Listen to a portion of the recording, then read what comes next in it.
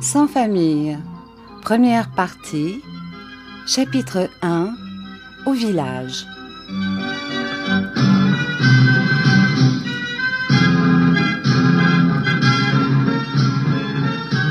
Je suis un enfant trouvé, mais jusqu'à 8 ans, j'ai cru que, comme tous les autres enfants, j'avais une mère. Car lorsque je pleurais, il y avait une femme qui me serrait si doucement dans ses bras, en me berçant, que mes larmes s'arrêtaient de couler. Jamais je ne me couchais dans mon lit sans qu'une femme vînt m'embrasser, et quand le vent de décembre collait la neige contre les vitres blanchies, elle me prenait les pieds entre ses 2 mains, et elle restait à me les réchauffer en me chantant une chanson dont je retrouve encore dans ma mémoire l'air et quelques paroles. Quand j'avais une querelle avec un de mes camarades, elle me faisait conter mes chagrins, et presque toujours elle trouvait de bonnes paroles pour me consoler ou me donner raison. Par tout cela et par bien d'autres choses encore, par la façon dont elle me parlait, par la façon dont elle me regardait, par ses caresses, par la douceur qu'elle mettait dans ses gronderies, je croyais qu'elle était ma mère. Voici comment j'appris qu'elle n'était que ma nourrice. Mon village, ou pour parler plus justement, le village où j'ai été élevée, car je n'ai pas eu de village à moi, pas de lieu de naissance, pas plus que je n'ai eu de père et de mère. Le village, enfin, où j'ai passé mon enfance, se nomme Chavanon. C'est l'un des plus pauvres du centre de la France. Cette pauvreté, il la doit non à l'apathie ou à la paresse de ses habitants, mais à sa situation même dans une contrée peu fertile. Le sol n'a pas de profondeur, et pour produire de bonnes récoltes, il lui faudrait des engrais ou des amendements qui manquent dans le pays. Aussi ne rencontre-t-on, ou tout au moins ne rencontrait-on à l'époque dont je parle, que peu de champs cultivés. C'est dans un repli de terrain, sur les bords d'un ruisseau qui va perdre ses eaux rapides dans un des affluents de la Loire, que se dresse la maison où j'ai passé mes premières années. Jusqu'à 8 ans, je n'avais jamais vu d'homme dans cette maison. Cependant, ma mère n'était pas veuve, mais son mari, qui était tailleur de pierre, comme un grand nombre d'autres ouvriers de la contrée, travaillait à Paris, et il n'était pas revenu au pays depuis que j'étais en âge de voir ou de comprendre ce qui m'entourait. De temps en temps seulement, il envoyait de ses nouvelles par un de ses camarades qui rentrait au village. « Mère Barberin, votre homme va bien. Il m'a chargé de vous dire que l'ouvrage marche fort et de vous remettre l'argent que voilà. Voulez-vous compter ?» Et c'était tout. Mère Barberin se contentait de ses nouvelles. Son homme était en bonne santé, l'ouvrage donnait, il gagnait sa vie. De ce que Barberin était resté si longtemps à Paris, il ne faut pas croire qu'il était en mauvaise amitié avec sa femme.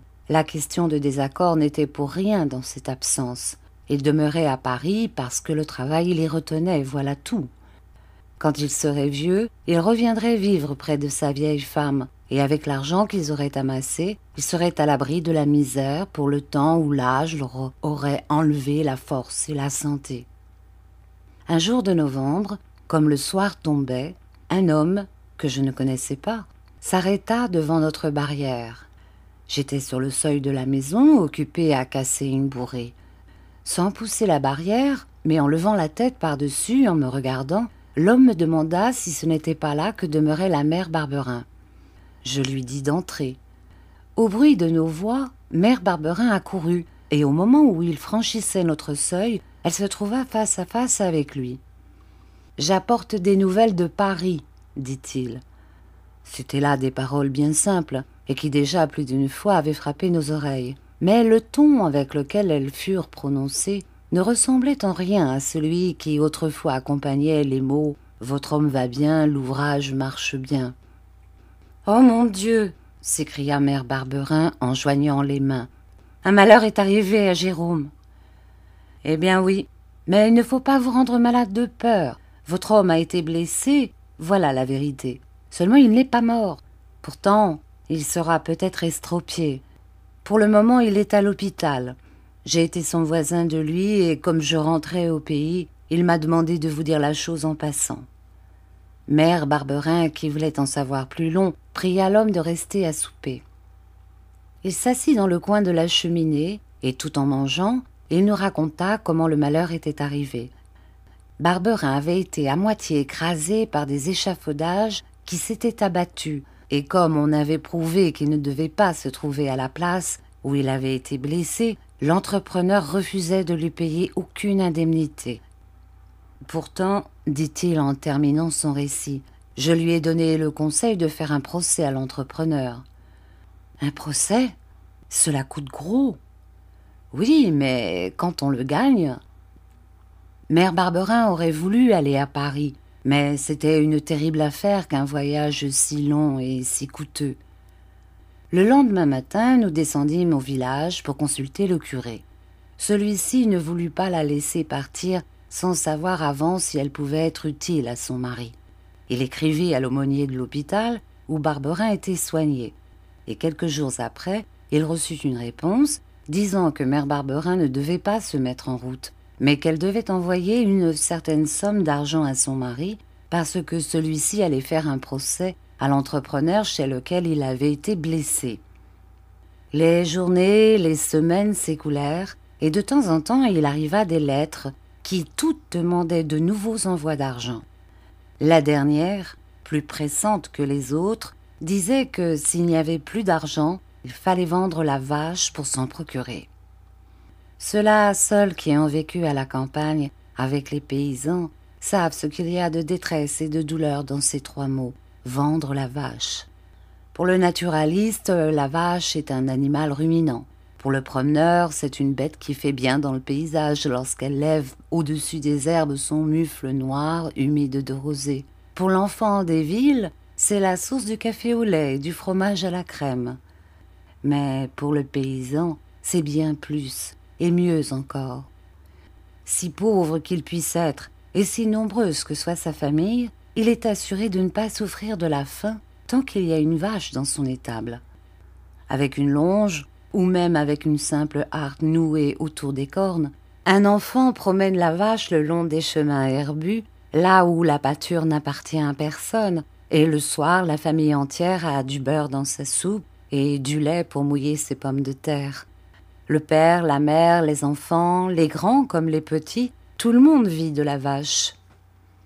Nous vivions si bien de la nôtre, mère Barberin et moi, que jusqu'à ce moment, je n'avais presque jamais manqué de viande. Mais ce n'était pas seulement notre nourrice qu'elle était, c'était encore notre camarade, notre amie, car il ne faut pas s'imaginer que la vache est une bête stupide. C'est au contraire un animal plein d'intelligence et de qualité morale, d'autant plus développée qu'on les aura cultivées par l'éducation.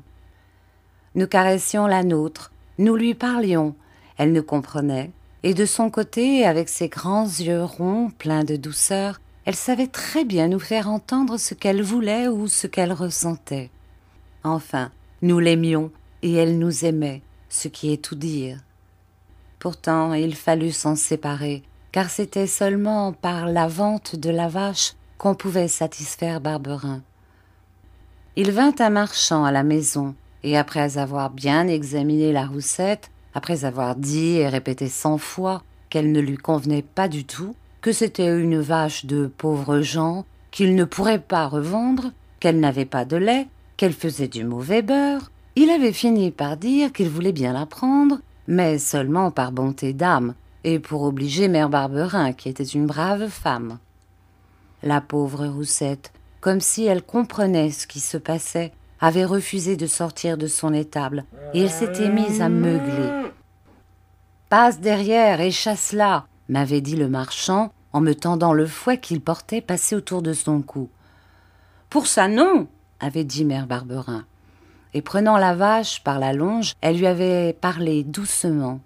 « Allons, ma belle, viens, viens » Et Roussette n'avait plus résisté. Arrivée sur la route, le marchand l'avait attachée derrière sa voiture, et il avait bien fallu qu'elle suivît le cheval. Nous étions rentrés dans la maison, mais longtemps encore nous avions entendu ces beuglements. Plus de lait, plus de beurre. Le matin, un morceau de pain, le soir, des pommes de terre au sel. Le Mardi Gras arriva justement peu de temps après la vente de Roussette. L'année précédente, pour le Mardi Gras, Mère Barberin m'avait fait un régal avec des crêpes et des beignets. Et j'en avais tant mangé, qu'elle en avait été toute heureuse. Mais alors nous avions Roussette, qui nous avait donné le lait pour délayer la pâte et le beurre pour mettre dans la poêle. Plus de Roussette, plus de lait, plus de beurre, plus de Mardi Gras. C'était ce que je m'en étais dit tristement. Mais Mère Barberin m'avait fait une surprise. Bien qu'elle ne fût pas emprunteuse, elle avait demandé une tasse de lait à l'une de nos voisines, un morceau de beurre à une autre, et quand j'étais rentrée, vers midi, je l'avais trouvée en train de verser de la farine dans un grand poêlon en terre. « Qu'est-ce qu'on fait avec de la farine ?» dit-elle en me regardant. « Du pain ? Et puis encore ? De la bouillie ? Et puis encore ? Dame, je ne sais pas. » « Si, tu sais bien. Mais comme tu es un bon petit garçon, tu n'oses pas le dire.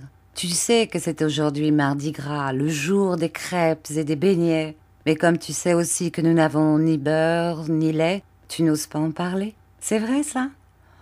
Oh, Mère Barberin !»« Donne-moi les œufs, me dit-elle, et pendant que je les casse, pèle les pommes. » Pendant que je coupais les pommes en tranches, elle cassa les œufs dans la farine et se mit à battre le tout, en versant dessus de temps en temps une cuillerée de lait. Quand la pâte fut délayée, Mère Barberin posa la terrine sur les cendres chaudes et il n'y eut plus qu'à attendre le soir, car c'était à notre souper que nous devions manger les crêpes et les beignets. « Casse de la bourrée, me dit-elle. Il nous faut un bon feu clair, sans fumée. » Alors Mère Barberin décrocha de la muraille la poêle à frire et la posa au-dessus de la flamme. « Donne-moi le beurre. » Elle en prit, au bout de son couteau, un morceau gros comme une petite noix et le mit dans la poêle, où il fondit en grésillant. Ah, c'était vraiment une bonne odeur qui chatouillait d'autant plus agréablement notre palais que depuis longtemps nous ne l'avions pas respiré. C'était aussi une joyeuse musique que celle produite par les grésillements et les sifflements du beurre. Cependant, si attentif que je fusse à cette musique, il me sembla entendre un bruit de pas dans la cour. Qui pouvait venir nous déranger à cette heure ?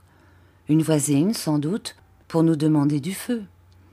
Mais je ne m'arrêtais pas à cette idée, car Mère Barberin, qui avait plongé la cuillère à peau dans la terrine, venait de faire couler dans la poêle une nappe de pâte blanche, et ce n'était pas le moment de se laisser aller aux distractions. Un bâton heurta le seuil, puis aussitôt la porte s'ouvrit brusquement. « Qui est là ?» demanda Mère Barberin sans se retourner. Un homme était entré, et la flamme qui l'avait éclairé en plein m'avait montré qu'il était vêtu d'une blouse blanche et qu'il tenait à la main un gros bâton. « On fait donc la fête ici ? Ne vous gênez pas !» dit-il d'un ton rude. « Oh mon Dieu !» s'écria Mère Barberin en posant vivement sa poêle à terre. « C'est toi, Jérôme !» Puis, me prenant par le bras, elle me poussa vers l'homme qui s'était arrêté sur le seuil. « C'est ton père !»